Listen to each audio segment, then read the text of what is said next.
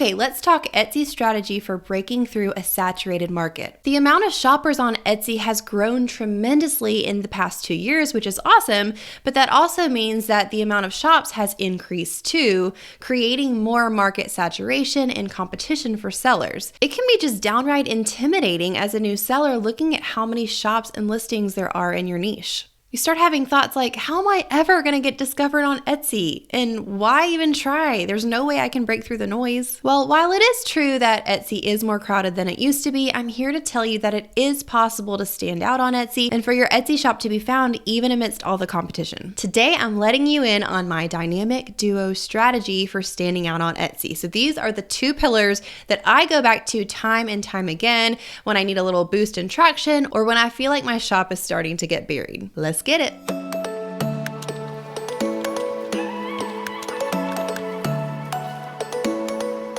Hey friends, welcome back to the channel. If we haven't met yet, I'm Kate. I'm a wife, mom, Etsy seller, and business coach, and I'm here to help you start and scale your online business so that you can make a full-time income doing what you love. On this channel, we talk about all things small business, entrepreneurship, Etsy selling, and strategy, so if that's what you're looking for, you're in the right place. In today's video, we're talking about what I think are the top 2 most important things to consider when you're selling on Etsy and you're wanting to break through the competition. I call this the dynamic duo because honestly, if you have both of these things, you have the key ingredients for breaking through the competition and being discovered on Etsy. Now, that is assuming that you've already done the research and the work you need to do with SEO, which is search engine optimization, your photography and making sure that your listings have top-notch photos, and all of the other elements that we talk about in other videos on my channel, which are also really key to having a full successful shop. But assuming you already have all of those basics and foundational things in place for your listing, these are the top 2 things to consider. Okay, so the first of the dynamic duo pair that you're going to want to pay attention to is having a quality and amazing product. You may have heard the phrase content is king, right? But in our case, we're going to think of product as king. You can do all the amazing work on SEO and photography and applying all of the different secret strategies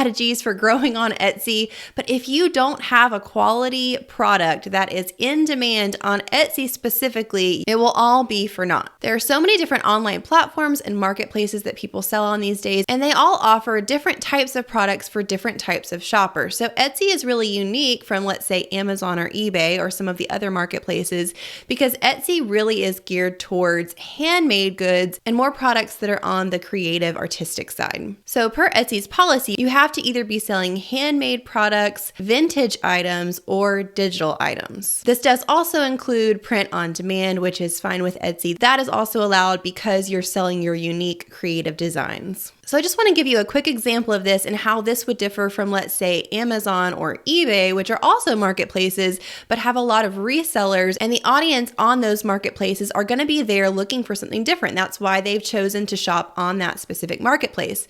So let's say someone's looking for a leaf blower. A leaf blower is not handmade, it's not artistic, it's not vintage, it's not any of those things that sell on Etsy. So just for fun, I did a quick search on Sales Samurai, which is the tool I use for keyword research on Etsy, and I did a search for leaf blower. As you can imagine, on Etsy, no one is searching for leaf blower, and it only came up with a few monthly searches. Whereas if you typed in something like leather journal, that's definitely something that could be handmade, customized, personalized, all of that. So I typed in leather journal and it came up with 3,500 monthly search results on Etsy. So this is just kind of a silly example of what I'm talking about. You wouldn't sell a leaf blower on Etsy. You would sell that on something like Amazon or eBay. So once you get a good idea and handle of what just broad category types sell well on Etsy, then it's time to narrow it down a little bit more specifically. You know what niche you want to offer, what product category, but now we need to figure out what styles and what patterns and different elements of the listings are trending. So a quick and easy way to do this is just to go on Etsy and in the search bar, just type in one of your main keyword phrases. This will be one of your main keywords that's going to apply to your listing for your category type or niche. So let's stick with our example of leather journal. We might use that as a keyword phrase. So we're going to go on Etsy and type in the search leather journal. Then we're going to just look at the results that populate on the first and second page of search results. And we're going to look specifically for the little yellow popular now or bestseller tag under specific listings. These little badges that Etsy applies to listings give us a clue as to which listings are selling on a regular basis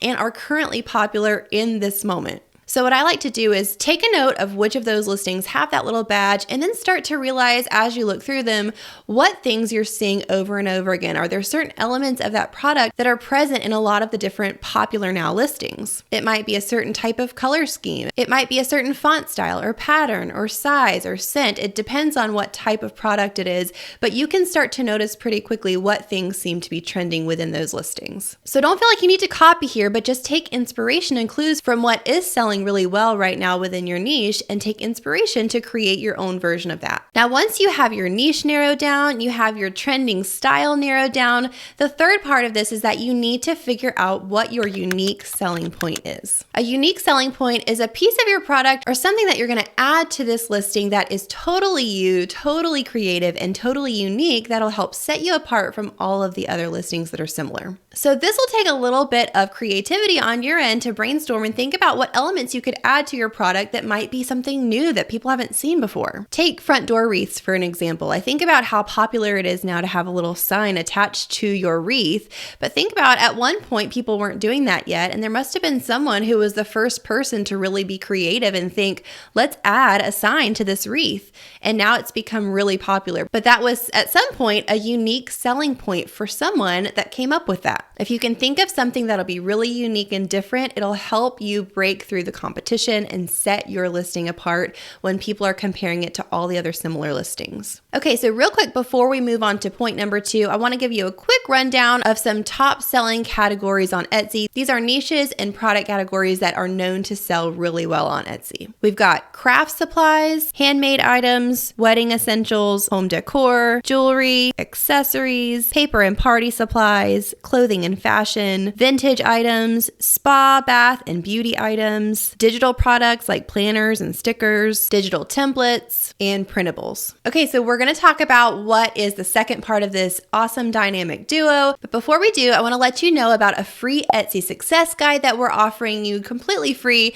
It's a really great checklist that you can go through if you're just starting on Etsy and just building your shop to make sure you're focusing on the right things for maximum success. So the success guide goes through everything from SEO tactics to photography tips to how to lay out your shop in the right way to marketing and community strategy. It has everything you need. So if you want to download that, I have the link in the description box below.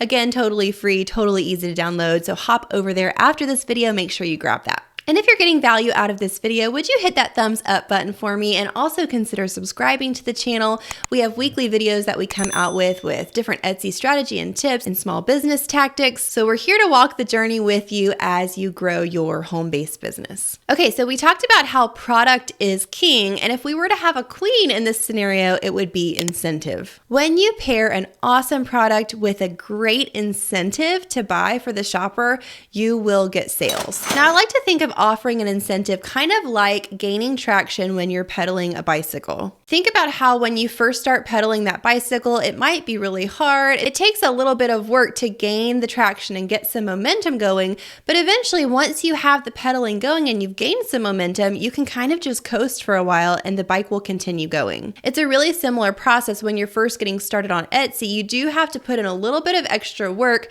to gain some traction, to kind of drum up some action on your shop and your listing and gain some momentum. But once you get a few sales going and you've gotten the algorithm to take notice of your listings, Etsy's algorithm will eventually pick you up and kind of just organically move you through the search, bringing in more consistent sales. But it is up to you in the beginning to do whatever you need to do to start gaining that traction. So my go-to is offering my shoppers an awesome incentive or a reward for buying my listing over someone else's. The goal of this is to give your shopper an irresistible offer that they can't pass up. So this incentive or reward could be something like a coupon code, a discount, or a deal, some way that they're gaining something by purchasing your product. Now, one really important part of this is that we're going to create a sense of urgency by putting a time limit on it. So if it's a coupon code or a discount that you're running or a sale, you want to put an end date on it so that you create urgency and you give that sense of scarcity to your buyer that if they don't do it now, the opportunity is going to pass. Now, when I'm talking about a discount, I'm not talking about something like 10% 50% off. I'm talking a hefty, really irresistible discount like 50% off or a buy one, get one free. Now, only you can know with your profit margins and what you're pricing your items at and your material costs, what amount you can actually afford to give off. But I do want to encourage you to be super generous here. It may feel like you're losing out a little bit financially by doing such a huge discount, but trust me, it is totally worth it in the end for gaining some sales and getting that momentum going. Now, of course, you don't want to ever do so much of a sale or a discount that you're actually paying to give the customer a product. But if it's a case of even just breaking even, in my opinion, and again, this is just my opinion, I would do it for the reward of gaining that momentum, because the momentum is seriously what's going to carry you into real Etsy success. Now, I just want to show you real quick a couple of ways on your Etsy shop that you can set up these incentives. Okay, so I'm here on my Etsy settings and I've come over here to the left to the marketing tab and I've clicked on sales and discount. So this is what the page looks like when you click on that. And we're going to click create a new offer. So when you click that, you have three options. You can run a sale, you can send offers to interested shoppers, or you can create a coupon. So I like to focus on sales and coupons. My favorite is the coupon. This is basically where you can create a unique coupon code and give it to whoever you want to use it. A sale is different in that a sale can be found through Etsy search and it's listed on your shop and whatever listings you choose to run the sale on. A coupon code cannot be found unless you're sharing it with your audience. So that's a little bit of the difference there.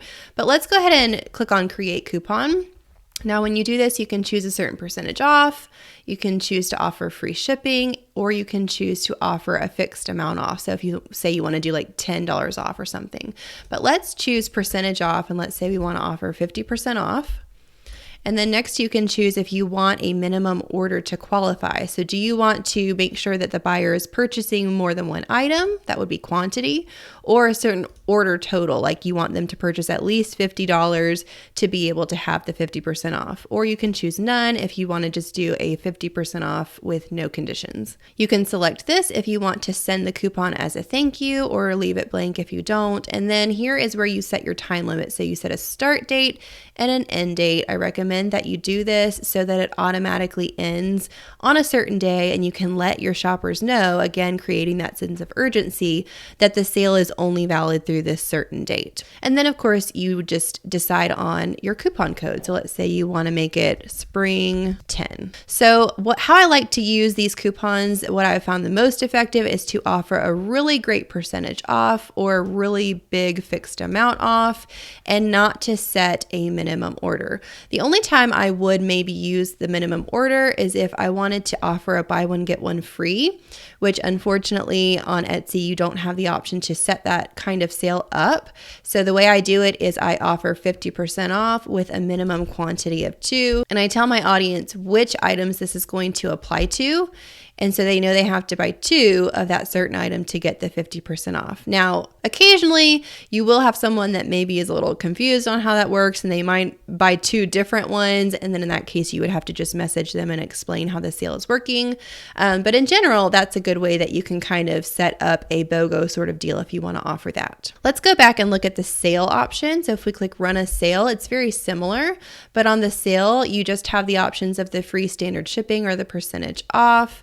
And you can choose where this sale is valid. So you can choose specific country or you can leave it on everywhere, and then the name of your sale. Okay, friends, so remember, product is king and incentive is queen. If you get that dynamic duo right, in addition to having great photos and correct SEO, you can't miss out. Comment below and let me know, what is your biggest struggle or pain point on Etsy? Because I really want to help you in your journey. I want to know what things are really hard or confusing so that I can come alongside you and make sure that we're creating content that really is helpful and valuable to you. Again, make sure to grab that free Etsy success guide from the link in the description box below and go through that checklist as you're building your shop. Now you may be wondering, hey, I have my shop all set up, I have a great product, I have all the elements in place, but how do I actually get traffic from external sources to my Etsy shop?